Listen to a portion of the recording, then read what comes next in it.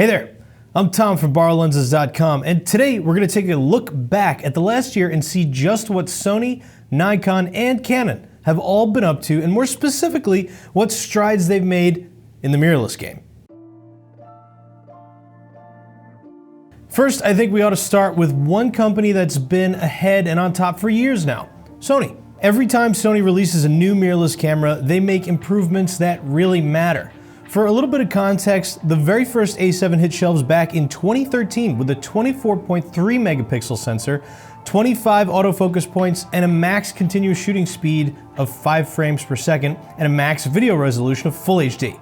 Now we've got the powerful and extremely popular A7 III that made waves after its launch in 2018 with improved ergonomics, 693 autofocus points, 10 FPS, continuous shooting, and 4K video, among other great improvements. But let's talk about 2019. This year, Sony has given us the A7R IV, a high-resolution full-frame beast. This new photo focus offering boasts 61 megapixels, 4K video at 30p, a hybrid 567-point autofocus system that covers 99.7% of the frame height and 74% of its width, and pixel shift shooting capabilities, allowing you to create massive 240 megapixel images for those times when 61 is just not enough. The A7R IV is a very prime example of the strides Sony has made in mirrorless. Incredible image quality, excellent ergos without sacrificing its small size, and wonderful performance. Also in the world of Sony full frame is the brand spanking new A9 Mark II. The changes from the original A9 are subtle, however. Both cameras share a 24.2 megapixel sensor, 3.69 million dot EVF, 1.44 million dot rear LCD touchscreen, and the same 693 phase detect / 425 point contrast detect autofocus system. So what's different? Right off the bat, the design. The Mark II's got a deeper grip and a more adequately weatherproofed body design.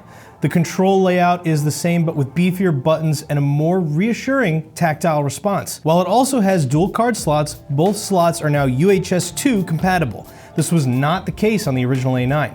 The A9 II also now features a 10 FPS capable mechanical shutter, up from 5 FPS on the first A9.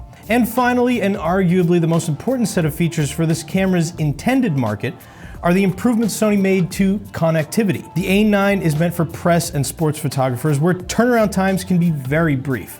To accommodate this rapid workflow, the A9 II's LAN terminal now allows for file transfer over SSL or TLS encryption for bolstered security. The A9 Mark II also has a gigabit Ethernet port in addition to 5 GHz wireless support.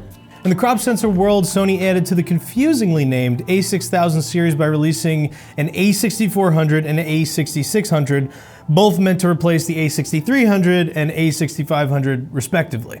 So, starting with the A6400, we get 24.2 megapixels, 4K video, and a tiltable touchscreen, a useful feature for vloggers. Additionally, Sony, in subtle fashion, has beefed up the construction of the 6400 with a more rugged shutter, rated for 200,000 cycles, or double what the A6300 offered. The A6300 offered 25 contrast detect autofocus points. The 6400, on the other hand, has got 425 contrast detect autofocus points, and now utilizes real-time tracking and real-time IAF technology. And finally for Sony is the A6600, the successor to the very popular A6500.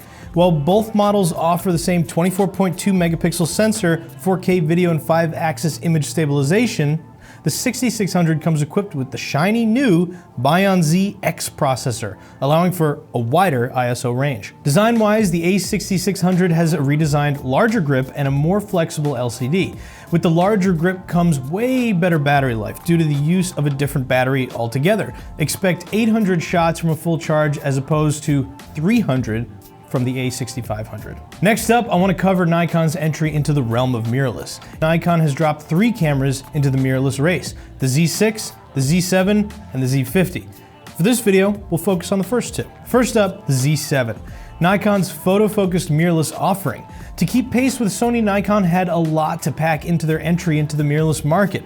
As such, the Z7 comes with a 45.7 megapixel sensor, 5-axis in-body stabilization, 9 FPS continuous shooting, 493 hybrid autofocus points, and 4K UHD up to 30 FPS with 10-bit 422 external video recording, and a 330-shot battery life.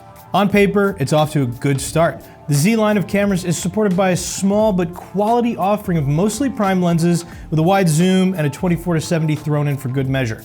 In practice, the Z7 is a solid offering with good autofocus, great image quality, and in my humble opinion, wonderful ergonomics. Next is the Z6, the camera we've found to be more popular than its beefier sibling. Like the A7 III, the Z6 looks to fill the need for a versatile camera with solid photo and video capability. It shares the same body as the Z7 but has a 24.5 megapixel sensor, a slightly broader ISO range than the Z7 to match the A7 III, 12 FPS continuous shooting, and a 273-point autofocus system with 90% frame coverage. For video, the Z6 will shoot 4K UHD video up to 30p, Full HD up to 60p, and for high-speed 120 FPS footage, you get HD. Given its price point, the Z6 is rock solid and will cover a lot if you need it to. While it's no Sony A7 III, you can very easily adapt f-mount glass and have a much larger line of lenses at your disposal. That's great if you're well invested into Nikon's ecosystem. Nikon's had a pretty strong entry into the world of mirrorless, and with future iterations, I'm sure we'll see even more powerful cameras from the brand.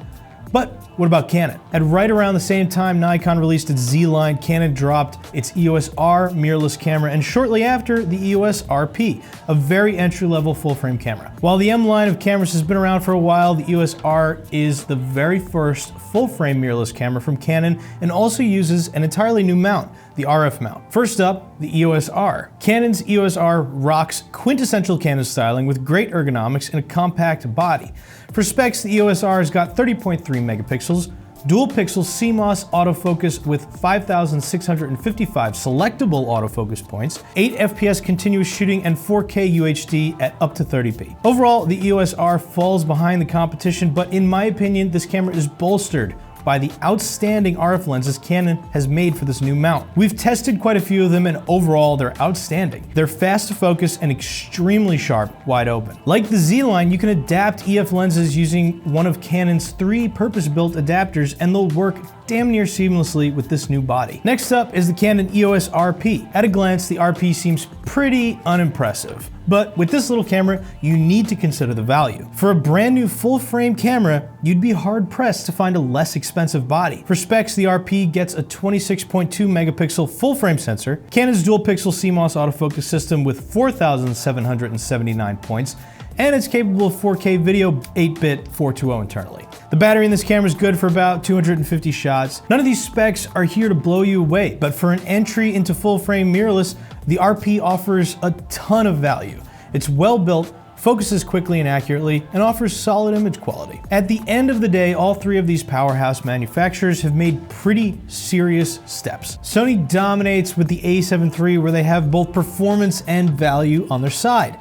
Nikon made a strong entry into the mirrorless market and might return again with an outstanding second generation.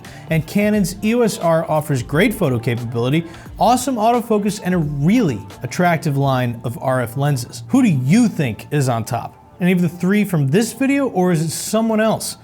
Tell us what you think in a comment down below, and if you want to explore and try out the many mirrorless cameras from this video, or any not mentioned, you can at BorrowLenses.com. Thanks for watching.